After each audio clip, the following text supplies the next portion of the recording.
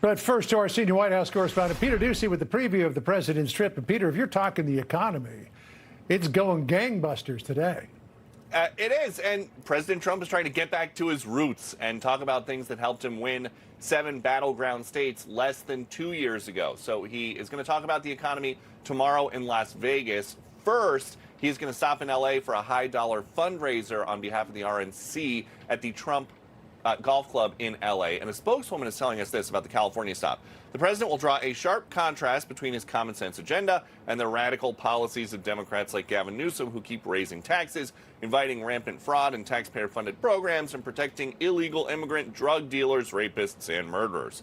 President Trump has been consistent. He's not making decisions about Iran based on the upcoming midterm elections. He's just going to do what he has to do when he has to do it to keep Iran from getting a nuke. But higher energy prices are a killer in every state, especially battleground states. So White House officials are motivated to get the Strait of Hormuz open, possibly while the president is out west. I think there is a chance we may have a deal today or tomorrow to open the strait. I'd expect the energy prices to settle back down, which, as I said, will be good for the entire world.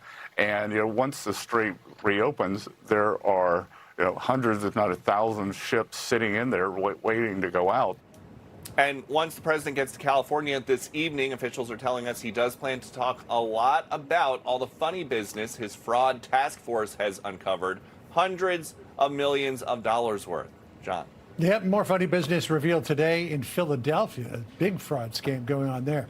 All right, Peter, we look forward to more throughout the day. Sandra? All right, John, thank you. Be sure to like and subscribe for all the Fox News latest on YouTube and catch full shows streaming now on Fox One.